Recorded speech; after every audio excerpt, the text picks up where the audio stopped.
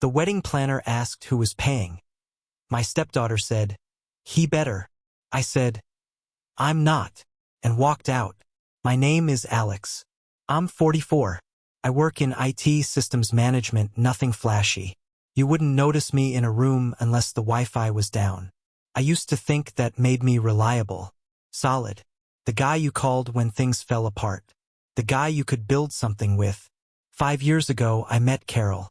She was divorced, lived in a beige stucco house in a Phoenix suburb where the streetlights buzzed all night and everything smelled like dry grass and pavement. 3 kids. Brooke was 14, Travis 12, Haley 9. I remember her saying, "It's hard sometimes, but we manage." That should have been the first sign, that word, manage. Not grow, not heal, just survive. Carol was beautiful in that worn-down way that makes you think she's earned the right to fall apart and never did. She laughed at my jokes, leaned into my silences like they meant something. I thought I'd stumbled into something rare. A second chance. Not just for love, but for family, for meaning. What I didn't know was that second chances often come dressed as first mistakes. When I moved in, I did what I thought was expected of me. I renovated the kitchen, scraped off the linoleum, laid tile with my own hands. New couch, new dining table, beds for the kids that didn't squeak when they turned. I bought Brooke a vanity with lights, Travis a gaming setup I wish I'd had growing up, Haley a bookshelf I filled with paperbacks I thought she'd love. I didn't ask for praise. I didn't need it. I just wanted to be noticed, to matter. Their father, Mike, was a ghost with good timing. He'd drop in for holidays, crisp polo shirts, store-bought charm. He'd take them out for ice cream, ask about school, hand them gift cards like they were promises instead of excuses. They adored him. Of course they did. He never said no, never had to enforce a bedtime, never sat at the kitchen table sorting bills while Haley screamed about her lost tablet. I wasn't trying to replace him. I was just there. Every single day. Cooked, cleaned. I worked 10-hour shifts and still made it to Travis's soccer games. I kept the lights on, the fridge full, the tires rotated. I was the man behind the curtain, and I was okay with that for a while. The first year felt like progress. Brooke would leave sticky notes on the fridge. "Thanks for dinner," smiley face. Travis once hugged me. Really hugged me. After I fixed his Xbox. Haley drew a picture of the whole family and included me, labeled Alex, Step. I kept that drawing. It's in a box now, somewhere in storage. But then the tone shifted. Slowly, like a leak you don't notice until the floor caves in. Brooke stopped writing notes. She started calling me by my first name, flatly, like a teacher she didn't like. When I picked her up from school, she barely looked up from her phone. Travis stopped laughing at my jokes. He used to jump into the car and tell me everything about his day. Suddenly, he barely said a word. Just, "Alex, can we stop at 7-Eleven?" Like I was an Uber driver. Haley, God, Haley, started saying things like, "This is our house," when I reminded her to clean up her Legos. One night she told me I wasn't allowed in Mommy's room unless I knocked. I laughed, but she didn't. Neither did Carol. I told myself it was a phase. Adolescence. Hormones. Blended families take time, I said. It's normal to have rough patches. But it didn't feel like a patch. Felt like a pattern. Every act of service became a silent transaction. I'd make dinner, they'd eat and walk away. I'd fix Travis's printer, and he'd say, "Cool." Without looking up, Brooke started posting pictures on Instagram with captions like, "My family, love," and I wasn't in a single one. Carol told me to be patient. "They're teenagers," she said, always with that tired smile. "They'll come around." But teenagers become adults. And contempt doesn't fade. Calcifies. I started noticing little things. Carol stopped correcting them when they interrupted me. She laughed when Brooke mocked the way I folded laundry. Travis told her he wanted Mike to come to his next birthday dinner. And she said, "Of course, honey, we'll make room." I bought Haley a new backpack when hers tore. She left it in the garage, unopened, and took one from her dad the next weekend. Same color, slightly cheaper. She told me, "This one's better." They grew into their defiance like it was armor. And I kept pretending. I kept showing up, kept paying, kept hoping, but I wasn't part of the family. I was the help, and slowly I started to believe them. Carol and I got engaged in late October, just as the desert started pretending to be autumn. We were standing in the backyard under string lights I'd hung myself, plastic wine glasses in hand, the kids upstairs. She said yes before I even finished the sentence. I thought that would change everything. Marriage, commitment, permanence, clarity. Maybe a wedding would solidify what years of presents couldn't. Maybe putting a ring on her finger would finally earn me a seat at the table I'd spent so long setting. We started planning immediately. Carol wanted simple, backyard ceremony, home-cooked food, family only. I agreed. I always agreed. Brooke was named a bridesmaid. Travis was to hold the rings. Haley made little chalkboard signs that said, "Mommy's big day." I framed one and hung it in the hallway. Everyone seemed okay. Not thrilled, not angry, just going along. That's what made it worse. The going along.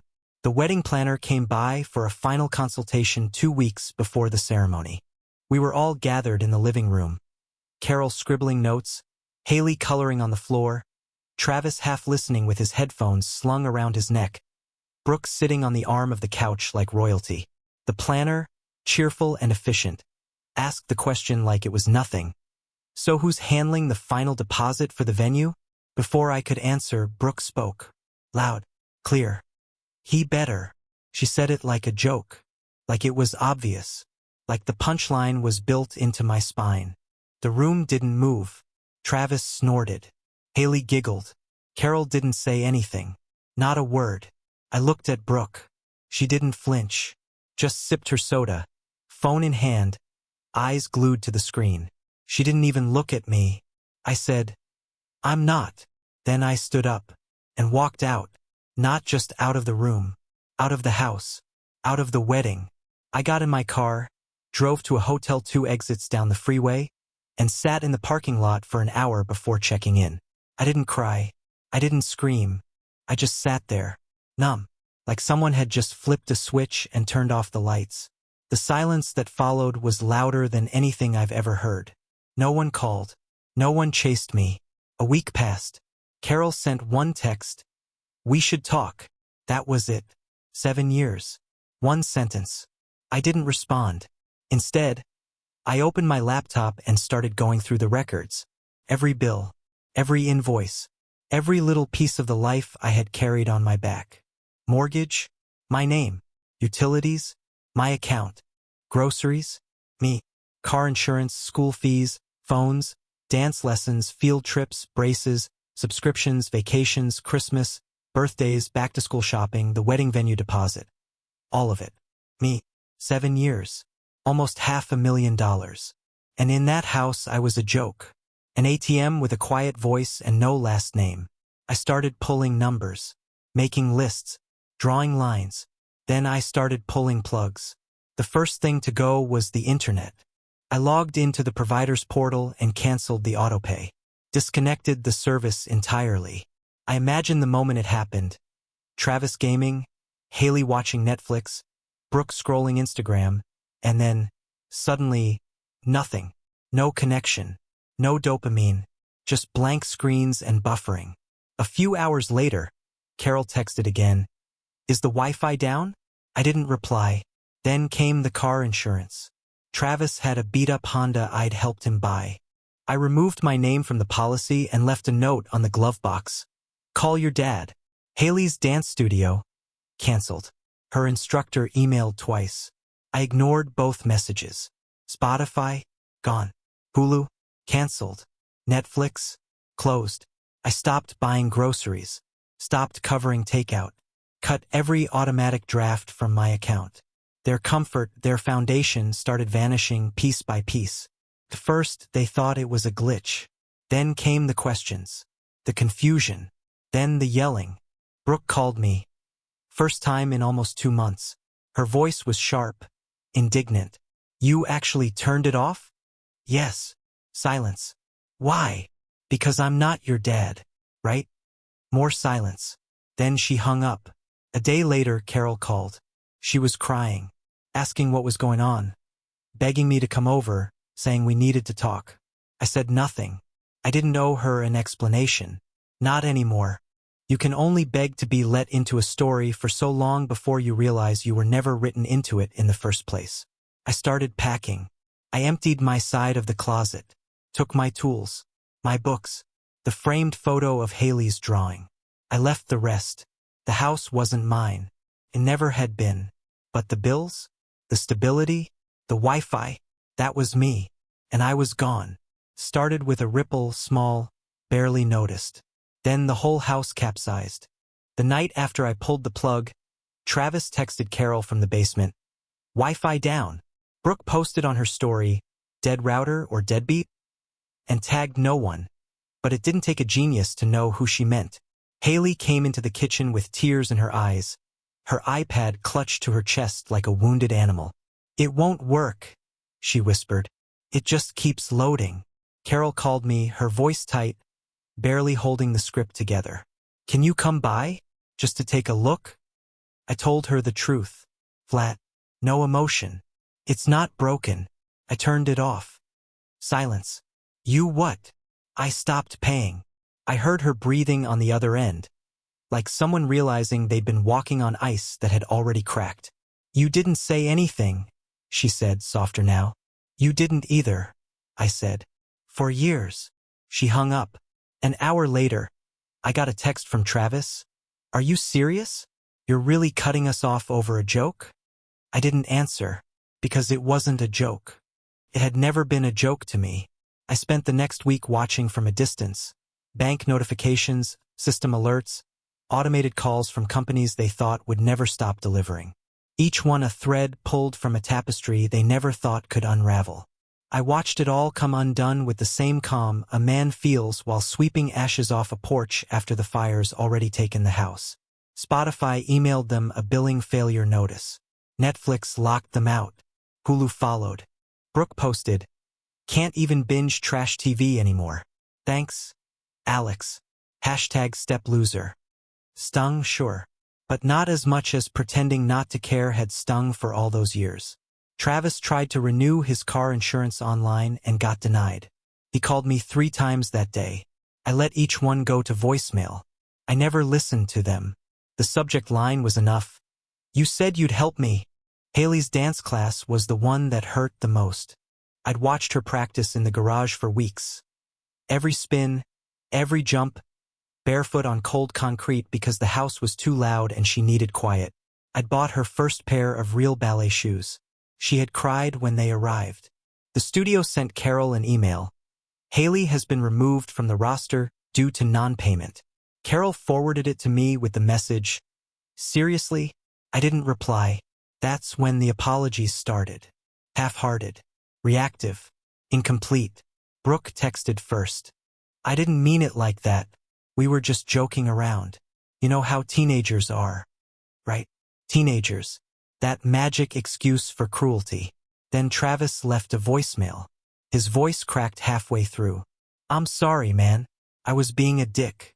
Just, we need you, okay? And Haley, bless her, mailed me a crayon drawing.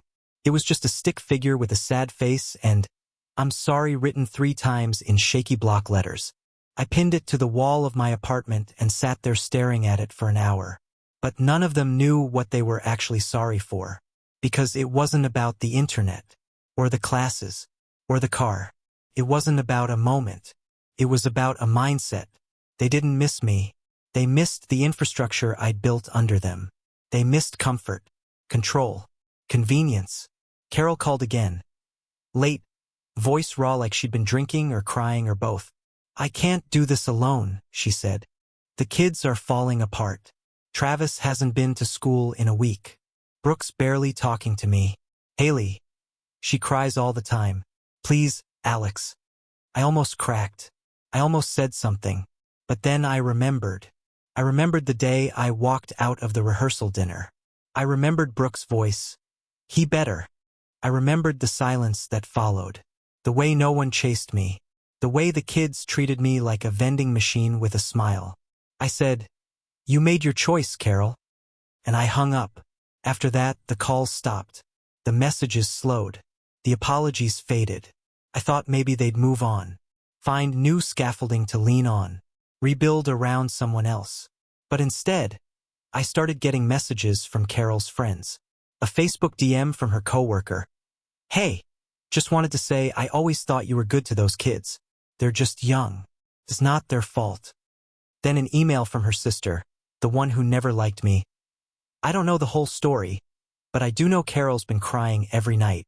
Maybe just talk to her? Even Carol's mother called me. Her mother, the woman who once told me, "You're not really their dad, you know?" She said, "Alex, this family's not the same without you." And for a second, I almost laughed. Not the same. Of course it wasn't. I was the spine, the roof, the one who stayed when Mike vanished. The one who showed up to parent-teacher meetings and never missed a birthday.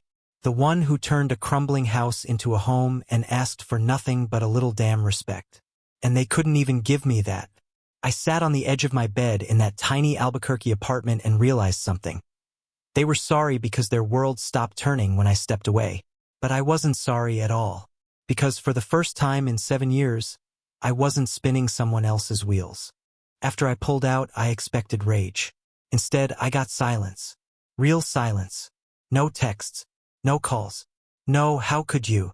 Not even the passive-aggressive guilt trips I'd grown so used to. Just nothing. It was like I'd never existed. And in some ways, I hadn't. Not in the way they wanted, not as a man with needs, limits, blood. I was just the man who made the lights come on. The one who drove them to dentist appointments. The one who showed up at the school when Travis got suspended and Mike didn't answer his phone. The one who covered Brooke's therapy when her panic attacks started junior year. Even though she never told me thank you, just locked herself in her room and called me Alex, like it was a curse. I paid for their stability, and I was thanked with indifference. So I disappeared. Not from life. From theirs. I moved to Albuquerque, rented a small apartment, 850 square feet, 1 bedroom, nothing fancy. Just clean, quiet, mine. No scuffed baseboards from someone else's kids. No framed pictures of vacations I paid for but wasn't included in. No wine glasses that clinked without me at the table. I got a job teaching IT at a local community college. Low pay but solid hours. My students listened when I talked. They asked questions. Called me Professor Ross even when I told them to drop the title. I wasn't used to being addressed with respect. Felt foreign. Like stepping into a suit you thought belonged to someone else. But I grew into it. I started waking up without dread. Ate meals without tension. Slept without needing white noise to drown out the fights upstairs. I learned to be still again. A year passed. Then I met Jenna. She was a barista at the cafe down the street from campus. No kids. No baggage. She laughed at my dry jokes. Listened when I spoke. Asked questions like she meant them. She didn't need saving. She didn't see me as a stand-in for someone else. She just saw me. We went slow. She didn't push. I didn't perform. And for the first time in my life, I was part of something without having to buy my way into it. We married last summer. Quiet ceremony. No rehearsal dinners, no kids with signs. Just a few friends, a photographer we liked, and a breeze that carried no resentment. Some days I wake up next to her and wonder how I survived without this. Without the peace of knowing I'm not being measured against someone else's absence. Without having to earn my place at the table every night. Sometimes I hear from Carol's circle. I never ask, but people talk. Brooke's waiting tables now. Dropped out of college after 1 semester. Still lives with Carol. Still posts filtered pictures pretending she's living some other life. Travis never went back to school. Word is he moved in with Mike. But that didn't last. They fought over money, over rules, over who owed what to whom. Last I heard, he was bouncing between couches, telling everyone it was just temporary. Haley's in therapy. Carol finally admitted she needed help. Something about abandonment issues, boundary confusion, early exposure to emotional instability. The irony didn't miss me. Do I feel bad? Sometimes. But not in the way you think. I don't miss the noise, or the constant tiptoeing, or the ache of unreturned effort. I miss who I thought they were, who I imagined they'd become if I just loved them hard enough. That version of them never existed, and I spent years bleeding into a mold that was never meant to hold me.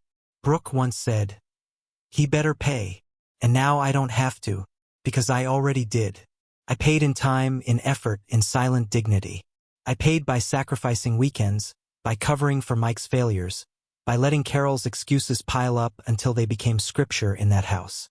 I paid by swallowing every insult, every cold shoulder, every act of erasure they handed me. And now I am debt-free, because walking away wasn't giving up. It was collecting. I see it differently now. The stepfather isn't the hero. He's the scaffolding. He holds them up until they don't need him, or until they find the words to cut him down. Then he's discarded quietly, with just enough ceremony to look civil. And what does he get in return? A drawer full of receipts no one will acknowledge. So I ask you this: was I wrong to walk away? Was I cruel for letting the silence I'd been handed speak back? Finally, after years of begging for voice, would you have stayed? Would you have kept paying the bill for a family that never saw you as one of their own? Or would you have done what I did? Would you have finally chosen yourself?